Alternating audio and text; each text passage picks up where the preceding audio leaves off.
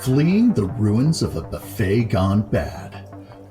Lost in the nearby reasonably priced tourist attractions with a lovely gift shop, the members of a secret society try to continue their work condemning the perverse and heretical.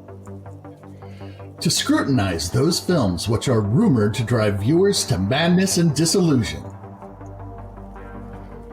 Draw closer, dear listener. Let your trembling ears sup upon the eldritch knowledge of the Cinemania Society.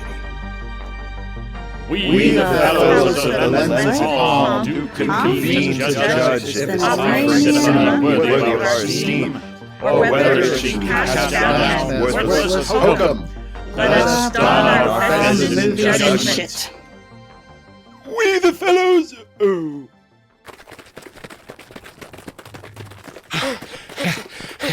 Quickly, comrades, this way! Sorry so far. The Cinemania Society is still on the lam from their high council because somebody thought it was a good idea to get it communicated. Brother Andy in particular is getting more than a little sick of reciting these rapid-fire recaps while running his rear end off. Lost and adrift in a sea of miniaturized Americana, our protagonists have made the grave mistake of letting Brother Zachariah present the Six-String Samurai, the 1988 post-apocalyptic rock versus roll phantasmagoria in which, fuck it, you probably already know this, and besides we're trying to find shelter from fucking death themselves over here, maybe in that miniature combination tattoo parlor and taxidermist. Everyone watch your step. Don't you tell me how to monologue.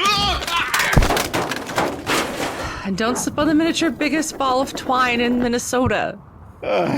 This country sucks, even when tiny. Up you go, buddy. Thanks, moron. Has anybody seen Profligator Daniel or Brother Methuselah? Hey, over here. I bet we can rest a moment in this tiny bookshop. Oh, come on, Hope. Hang in there. I'm sure we'll be safe home in no time, and you'll be reunited. This is a song for the broken No singing. Not even in this conclave? No. It's my life. Look what you did. There are tiny books all over the floor. All the labels are mixed up. I'll have to straighten the shelves again. It's only a model. Monsters!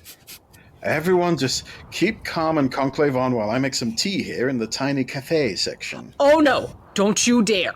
We all remember what happened the last time you offered us tea. You're still on penance duty, Master Illuminator. That's exactly my point. It's not for you. It's for that buckaroo butcher out there. What is? The tea that I just put poison. All this running around is thirsty work. Whew. Well, shit. What? Oh dear. How you doing there, big guy? Feeling at all, bulgy? No. Why? I feel great. I could judge the shit out of something right about now. You heard him. Neither pursuit, nor poison, nor death themselves, TM, shall keep us from judgment. That's right. Wait, poison? Well, this has been a hell of a fucking day. Well, let's do some judgment, because, I really want to get your guys' opinion on Six-String Samurai, because I love this film. So, let's take it away. I don't know. It was weird. It was crazy. There's a backstory for, the whole zeitgeist, the whole aura of everything going on, but not for any of the characters. Where'd the orphan kid come from? Where does mom come from? That bush over there. What were they running from? Why were people trying to kill him? Did they have something? I mean, they were running through tall grass, so obviously someone was going to chase him down and try to kill him, because that's what you do in tall grass. But why? Why did anyone want to kill them? Did they have resources to steal or something? Just orphaning a kid for no reason? I mean, wasn't that one of our charges? Setting up an orphan with no backstory? And then the cannibals? Have we established that there's no food? Why isn't anyone growing anything? They just kind of throw you in the middle of this. There's no reason for anything. I feel like we're going back to rubber. Everything is just because fuck you, that's why. Or just because that was the easiest way to record it. Or because we didn't want to write that into the script. So, yeah, I'm definitely suffering some cinemania. I think. Maybe. I still don't have a clear definition of Cinemania. Somebody needs to write that shit down, please. No, there's no need to go into that here. No, it's written down, but we have to keep it under lock and key because even the definition of Cinemania is a source of Cinemania. So. Yeah, we keep that in the hazardous materials vault, right? There you go. Yeah, right next to Leonard Part 6. Let's not discuss dangerous matters now. You guys sound like someone who plugged a power strip into itself and doesn't know why it's not working. Doesn't everybody do that? That's how it goes. It's just what it is. It's Cinemania causes Cinemania. It's Cinemania. So yeah. can Anyway, you come it's over just here? I've because got it was a crazy go-kart and it- set up with flashlights in the back. You can turn on the flashlights and the go-kart goes at light speed. Oh boy. So if you have a car that's going on light speed and you turn on the lights, do the lights work? No. Okay, then. No, they do, but they work behind you. Yeah. You just leave a trail. A steaming trail. So, Hope, is So that was Guilty from Hope, right? So fucking guilty. And that poor little orphan. It reminded me of the young actor from, what was it, that Star Wars Episode 1? The poor kid who never acted again after that. Jake Lloyd? Yeah. Jake Lloyd. Yeah. I feel sorry for him. He knows what he did. It wasn't his fault. I blame He got George casted Lucas. by George Lucas. Yeah, that's his biggest crime. Well, he knows what he did too, but... Don't never blame the child. Anyways, yeah. So Okay, so that's it was just like a string of action scenes, all strung together. Or strung out. kick-ass action scenes.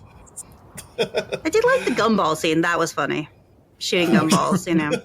We're so starved that we have to cannibalize each other, but somehow we have a stash of gumballs. Gumballs don't go bad. Fuck backstory. Fuck continuity. It's not like you can live on gumballs. I mean, I'd eat a gumball before I'd eat another person. I'm glad we got that established. Yeah. I feel so much safer. Maslow's hierarchy of gumball consumption. Yeah. Hierarchy of starvation. People are in that hierarchy, but first the gumballs. Okay. So that's Guilty from Hope. Yeah, guilty as fuck. Okay. Andy, what do you got for me? Well, let me take you on a voyage back through time to the distant 90s in England, where I were a lad. Again?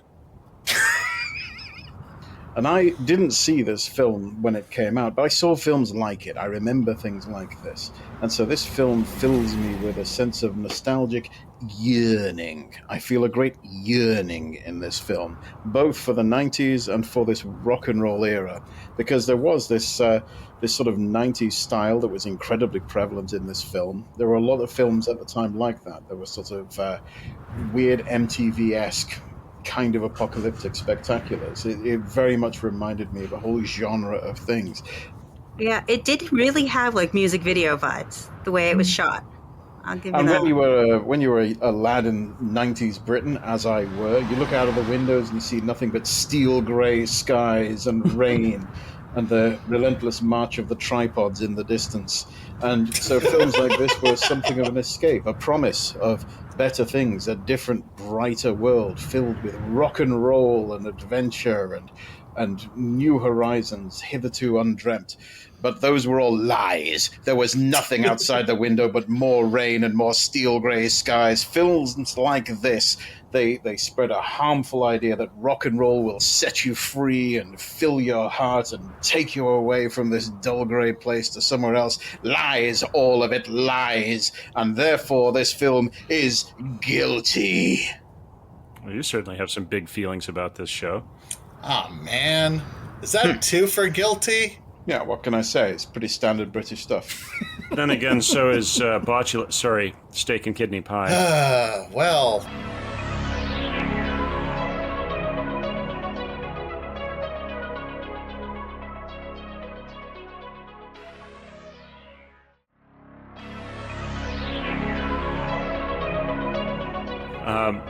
I guess I can go. I enjoy this film. I have enjoyed it every time I've seen it. I think the first time I watched it was with Zach when we were in film school, and I thought it was pretty hip at the time. I mean, it was a take on the classic post-apocalypse scene, but done in a sort of a hip like you said, music video 90s kind of way that seemed to deconstruct the genre and poke fun at it, which hadn't really been done by that point. I mean, I guess you could look at Return of the Living Dead as being a satire of zombie movies, but specifically like post-apocalypse cinema, this kind of seemed a little bit satirical. It seemed like it wasn't taking itself that seriously, which is the first time I'd ever seen anything in a post-apocalypse genre like that. So I really enjoyed it, and I loved the really creative angles that they chose, and I'd have to say it influenced the way that I shot my student film, at least. Mine too. You aimed center torso mass?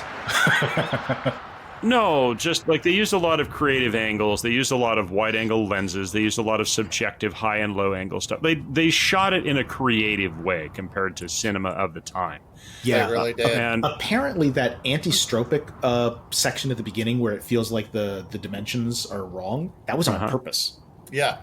the anisotropic?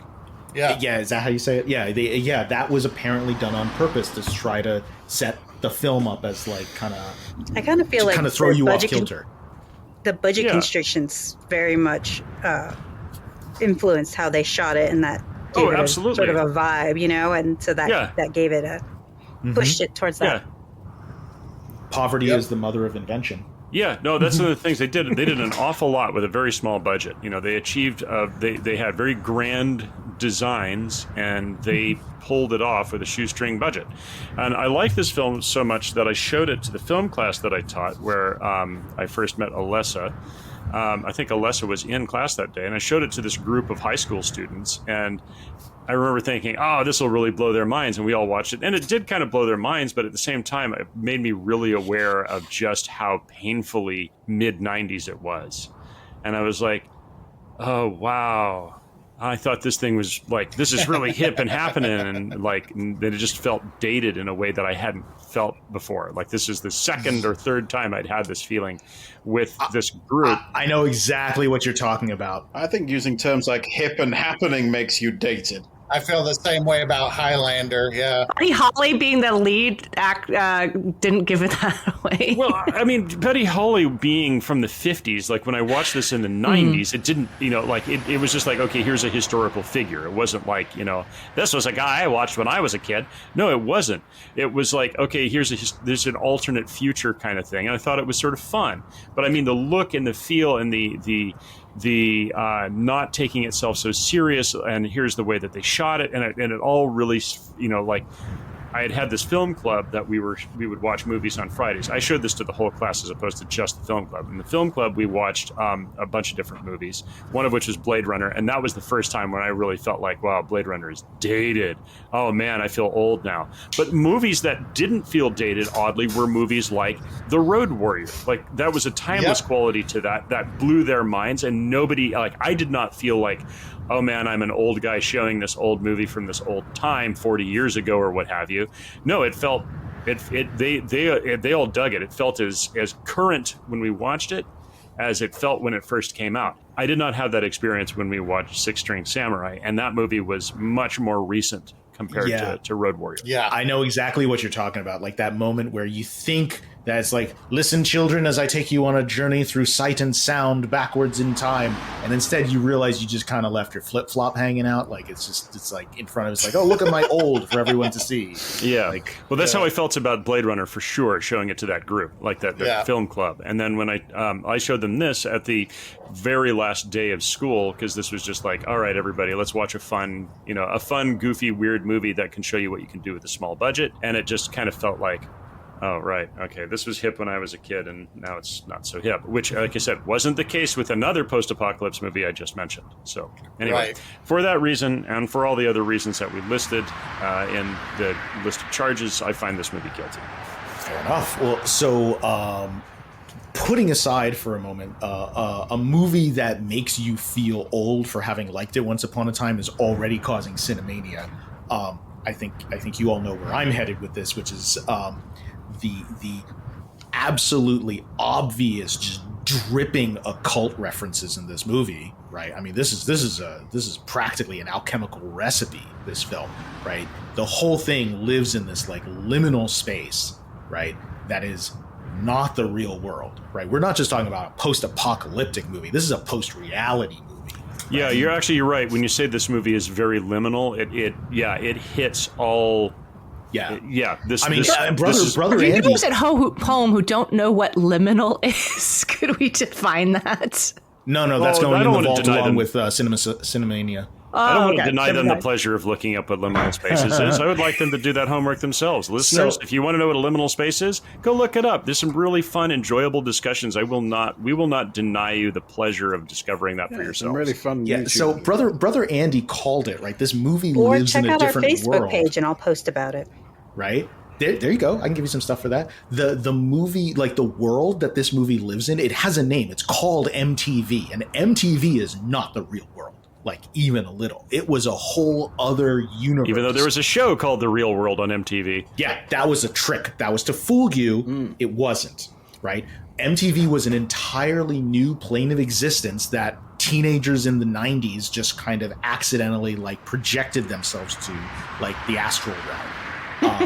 And I agree with you. These characters have no context. That's because they left it behind when they came to this world. They just left their lives behind. What that all really means is that this movie is a recipe for how to transpose yourself into that other world. And it is a literal portal to that other world. And like, if that's not Cinemania, I don't know what is. So, Daniel, do you have a judgment? I mean, didn't I just say these things shouldn't have to be said? It's probably safer not to Just say. But yes, say it is. it. You've Yes, got it's to guilty. say the words. Okay, it's guilty. Jesus. And now back to you, Andrea. Would you like to also render judgment in the most explicit way possible? Of course I do, because I'm Professor Andrea, and I always do things very explicitly. I'm a teacher. Yes. Yes. So I was actually very sad because I liked a lot of this film. Yeah. The costumes were amazing, like this weird parasol Buddy just drags around with him all the time. All of the villains were incredible. Yeah. There were some really great fight scenes, like the one that kind of kicks it off with the guys with the bowling pins that had knives inside of it. Those are rad, dude. I loved all of that. Yeah. Come out to play. Yeah, very much so.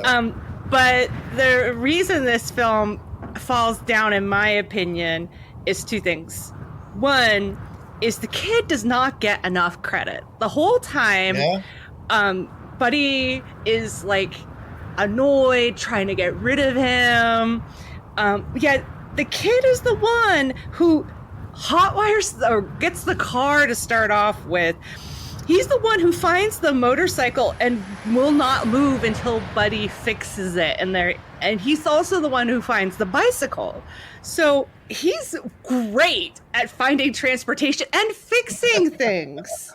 When the car overheats, he's the one that gets it back on the road.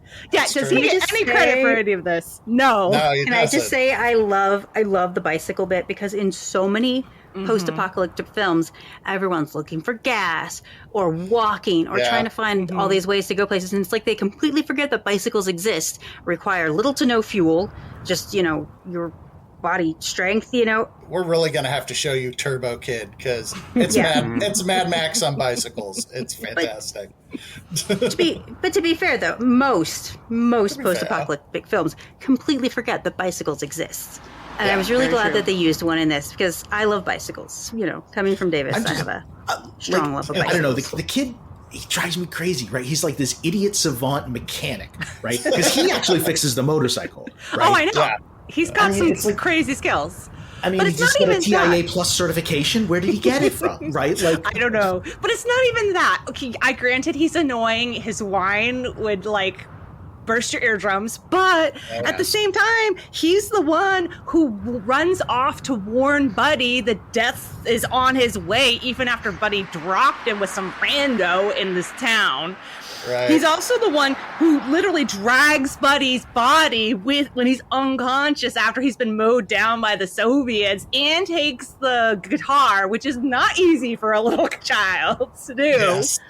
And then at the very end, when Death is facing down Buddy, and Buddy's told the kid to get out of here, and you would want to, because this is fucking Death, he goes back and tries to fight him, and he actually succeeds by pouring water on him, you know? Like, he spits in the face of Death. This kid deserves some props here. He does become the king of rock and roll at He the does. But that's the thing I hate about the movie, too, because... Actually, we don't know if he becomes the king of rock and roll. We just know he gets to Las Vegas. Yeah, well, he defeated Death, and everybody else is dead, so by default, he's the king. So he's the king of no one now? He's just the king of nothing? Clearly, the kid reaches Las Vegas and then proceeds to go on a rampage of bloodbath violence in order to clear out anyone who could possibly stand against him. Eventually, sitting upon a skull throne that's just hastily assembled from the craniums of the fallen. I like this headcanon. It's just he only does it from the thighs down because that's all he can reach. I feel like the last shot of this film should have been like him on a throne, like the end of Conan, and it's like, but that was another story. But that's he keeps everybody by being a literal ankle biter. That's what he should do. But I also really hate the ending because even though the kid deserves more credit than he definitely gets, I was invested in Buddy. He was a cool character. I mean, he could swing a samurai sword and play a mean guitar riff. He was cool, right? Like, and the fact that he dies just short of the goal, I can't forgive it. The film, absolutely guilty. I was so excited for Buddy to reach Las Vegas, and he doesn't at the very last minute. Absolutely guilty of Cinemania. Well, you know, I can't fault you with that. It's very Lone Wolf and Cub, the ending.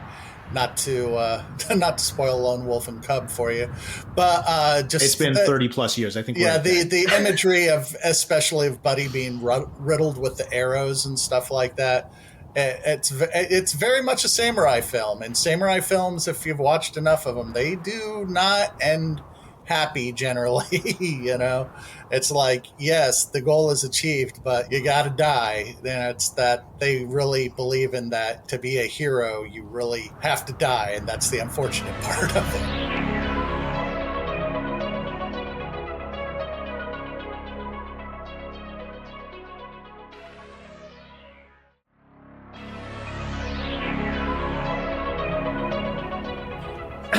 And with all judgments rendered, I believe we are yet again unanimous. Well done, fellows, fellettes, fellates, and fellall. I ain't have no say in the matter yet. And if we be fixin' to hang a film, I reckon that say oughter be had. Shit! Have you been standing there this whole time? I'm always around. But this time, I didn't just bring the band to play you into the ground, I brought the whole posse. Oh, what the hell is that? I call them the Little Deaths. Oh, God. Ah, shit. They brought their own typewriter. Oh, no. No. Clark Nova is bad enough. We do not... How do more of those even exist? And it's extremely technically on our side. Fly, you fools! I'll hold them off! Are you calling me out, boy? Let's see what you got in them fancy spats of yours. Well, by me, I actually mean... Clark Nova, I choose you!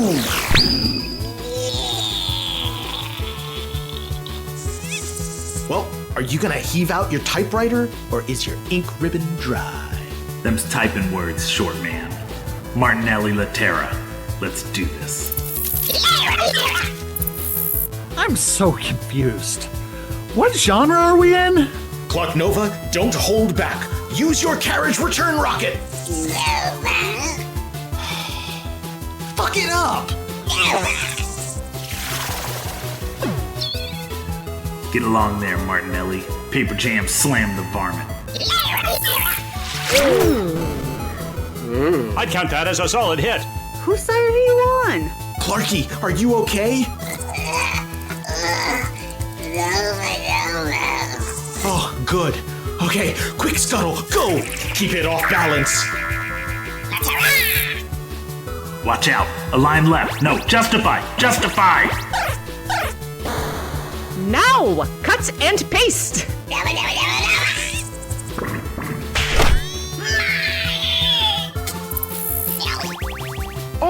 That was a very skilled attack sequence. Clark Nova must be leveling up. You're all right, Martinelli. Now show 'em what you got. Yeah. Oh, yeah. That's not cricket at all. Double fucking no. No. I think I'm Bye, gonna... everybody. Bye. No, not my fez. It's evolving. It's transforming into its next model.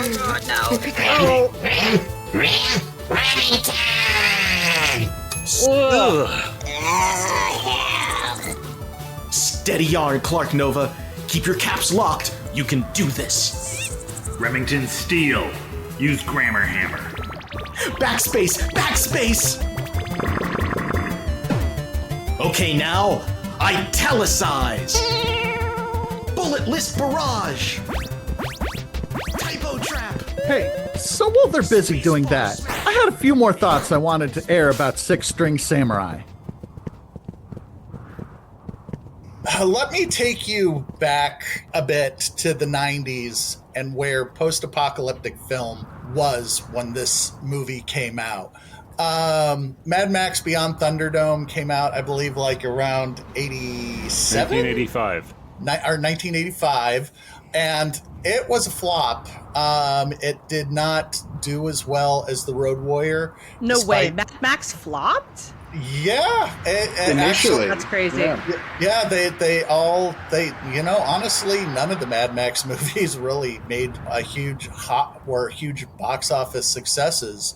Well, it was because the people looked at that movie and said, we don't need another hero. Yeah, exactly. They don't need another way home. Actually, a big part of it was one of George Miller's good friends, a stunt coordinator, died during the making of Beyond Thunderdome, I believe. And I'm not sure if he directed the entire thing. I think someone else took over for him for the second half, which is why it has kind of a disjointed first half and second half part. But I may be remembering that wrong.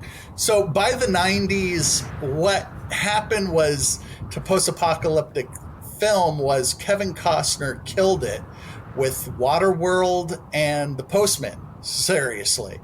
Waterworld was called Fishtar, because up until then, Ishtar had been one of the biggest flops ever. Waterworld was way over budget. I mean, being shot. It was the biggest budget movie of the time, and it flopped. I mean, they had sets that just sank. They had all kinds of production problems. This just goes to show you, This is one of the three things that adds money and time to any movie: kids, animals, and anything involving water, but especially if it's on boats. So basically the only bright spot for me in post-apocalyptic film in the 90s was Tank Girl, which was also another flop, but I just fucking loved it because it was a campy romp. That's the bright spot? Yeah, it was pretty dark. Australians made a bunch of really good post-apocalypse films in the 90s, though. Which ones were those? Because they're not coming to mind. We'll have to...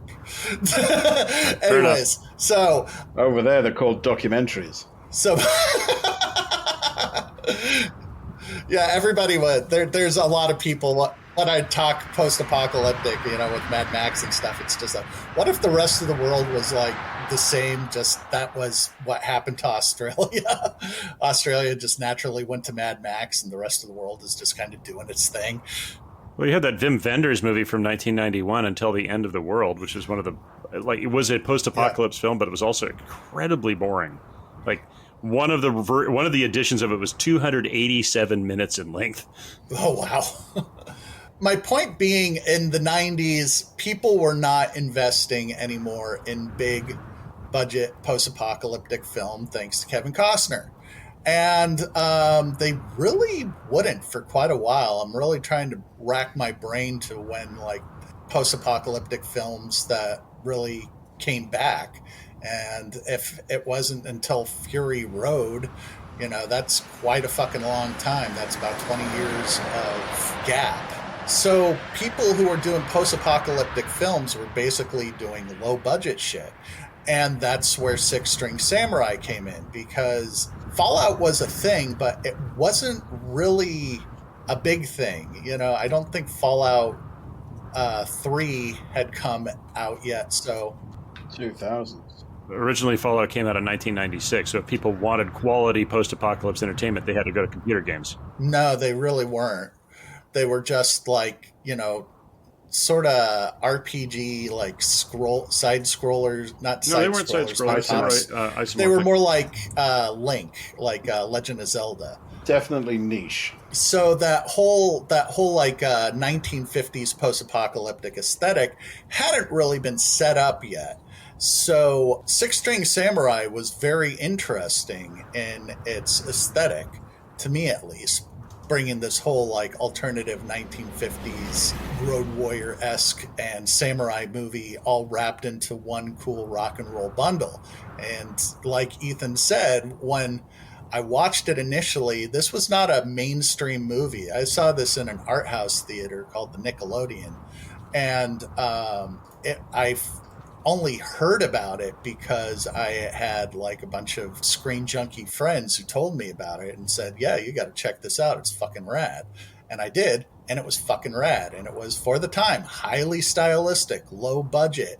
And it had really good martial arts in it, which for something with that budget, it was what you wanted. And it had lots of cool references, like the fact that Death looks like Slash. And I think they even, like, in the credits, they call him Top Hat. And I think they even refer to him as Top Hat, his little Smurf-sounding goons.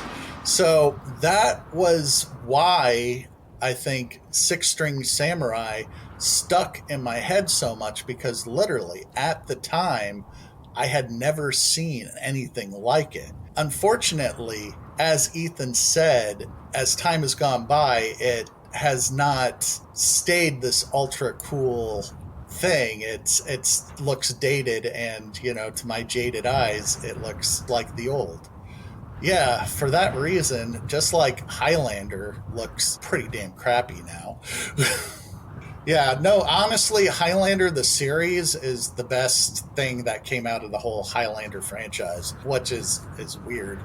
But because of that, because it makes me feel old to watch it, I am going to judge it guilty, because it's reminding me of my own goddamn mortality.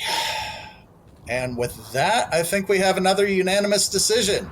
Yay! So it's funny y'all agreed that it was guilty, but for different reasons. That's pretty on brand for us, isn't it? Yeah, well. That's on brand for us, yeah. That is on brand for us. We kind of all end up in the same place through very different means. Oh, one of the things I wanted to point out about this movie, about how low budget it was, did anybody else notice during the big fight with all the Russians that the bayonets on their rifles looked like they were just cardboard wrapped in tinfoil? Yeah, I noticed it, and I can't unsee it. So I'm just like, oh yeah, those Russians were really under-equipped.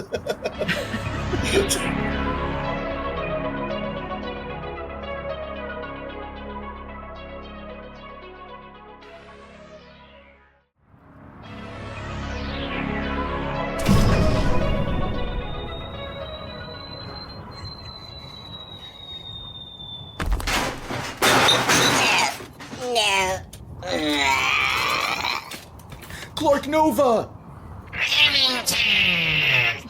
Get up, Clark Nova! You can't be finished!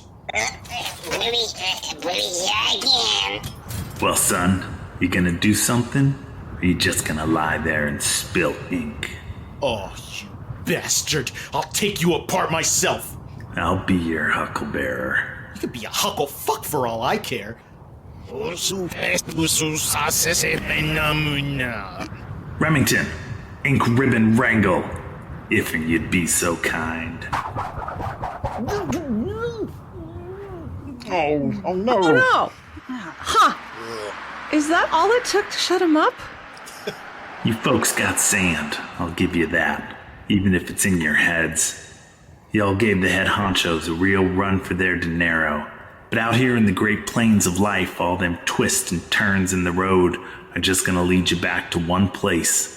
And that place is me. Point of order. Improper abstraction of a pronoun. Excuse me? You are not a place, clearly. I am death myself. Trademark. I can be whatever, whenever, or wherever I want to be, thank you kindly. Ethan, what are you doing? Desperately stalling, of course. For what? No idea. I was hoping one of you knew. Well? Oh, please. If wishes were horses, we'd all be eating unicorn steak pie right now. Have you even got geographic coordinates? Excuse you?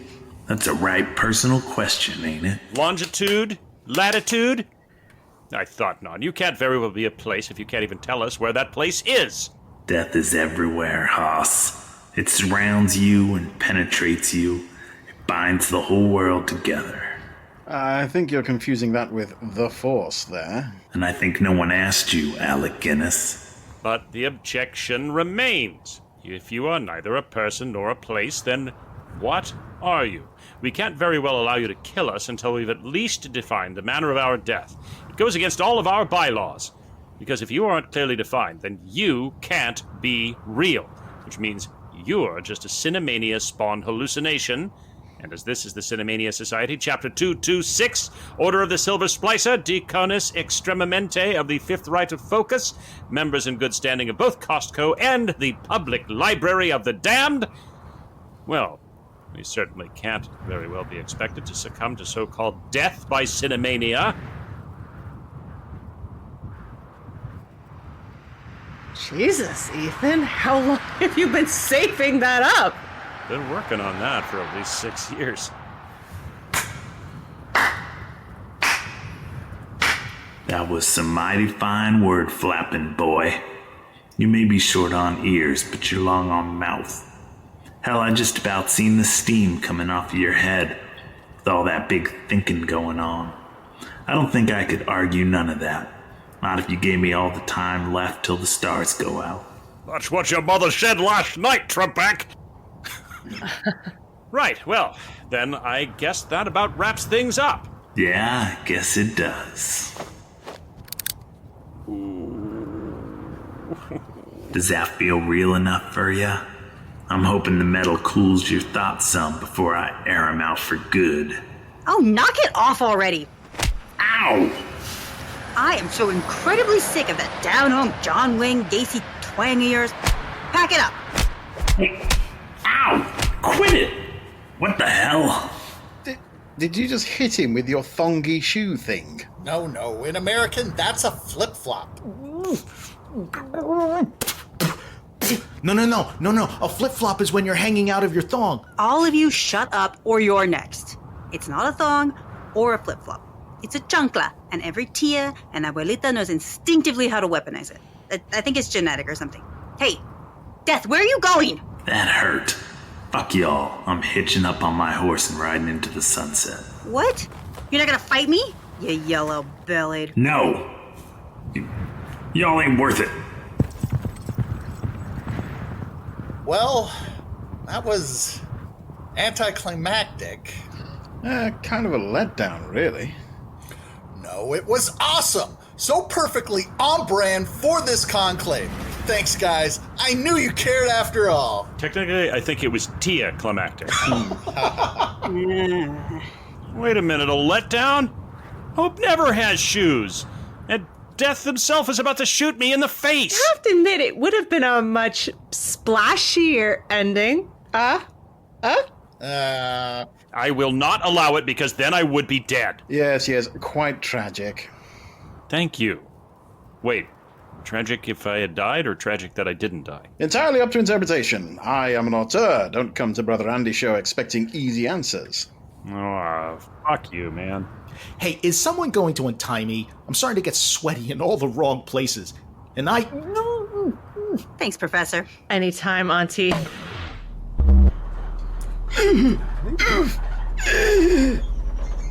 One moment. Here it comes. Fear not, my beloved chapter mates. I have returned from the darkest of medieval times to save you. Stand down, Death, or prepare to take a faceful of boulder from this, my trebuchet. Where did they go? Gave up and rode home. Thanks for nothing, you flea fart in a windy corridor. Oh, sorry. I'll just go have a lie down in the corner there until this cardiac arrest passes. Don't you dare, you lazy bum. Move this stupid catapult. Trebuchet. Whatever. Out of the way so we can figure out how to get back home. Yes, of course. So, I'm thinking we could rig a basket to Brother Methuselah's hump and huck ourselves home. Oh, hell no. Couldn't we just get a bus? The chapter coffers are completely empty. We haven't got enough left for a Kit Kat, let alone a Greyhound. Well, where I'm from, we walk everywhere. Of course, this strategy relies on our being on a tiny island with reasonable distances. You know, if someone would just untie me, I know a shortcut through the fourth hallway of Tartarus. Get us home in no time. That sounds like an argument not to untie you. Seconded. Has anyone got a better idea before we starve to death in the middle of the American waste? Sorry, Heartland? Did you say starve? I can't starve. I'm too hungry to starve. Well, actually, I think if you look at the definition of hungriness, you could definitely starve. I mean, literally nothing be here, too hungry. guys. I mean, look at this. I No way. Ah, what now? Do you think it's more cinema assassins? This infernal contraption is playing hell on my allergies! Get it, losers! We're going shopping. About fucking time. Suppose I'm just walking then.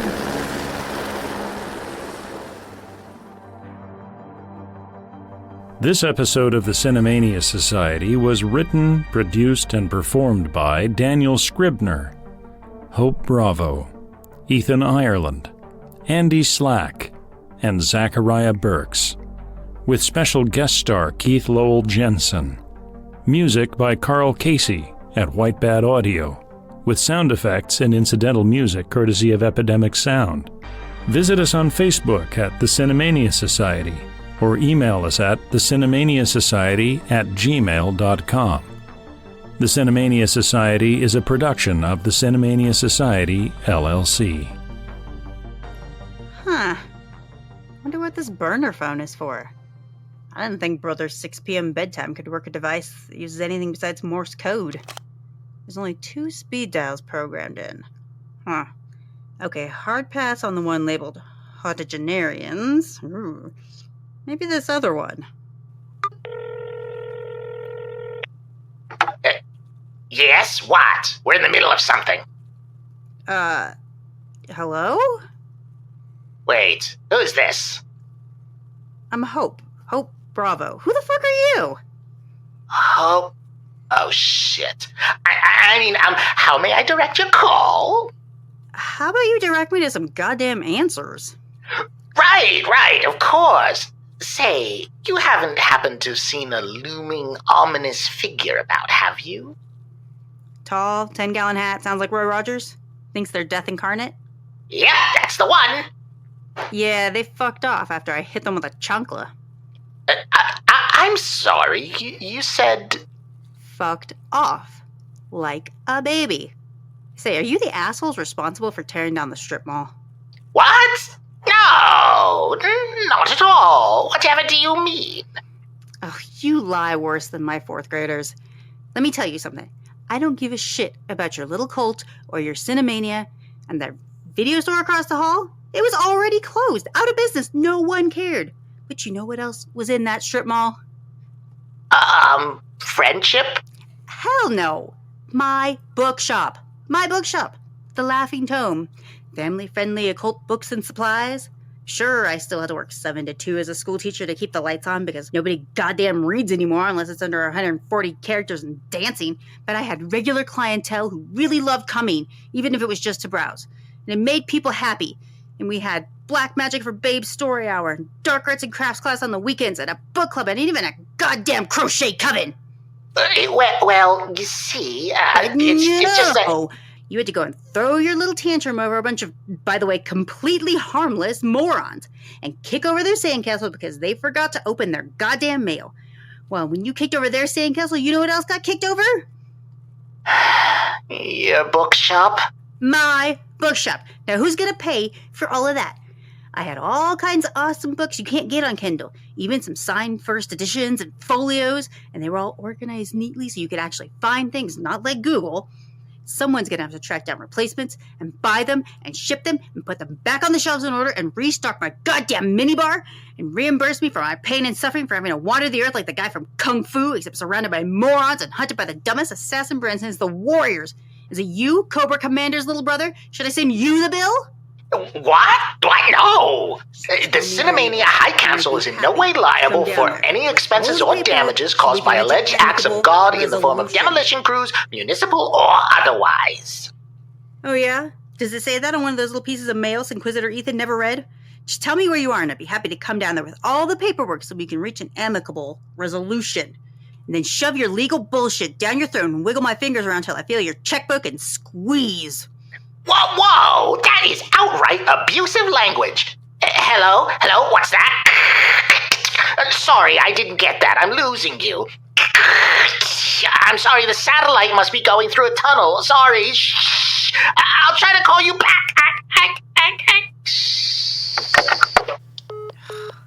Loser. Asshole. Has anybody seen my phone? I need to call a lady.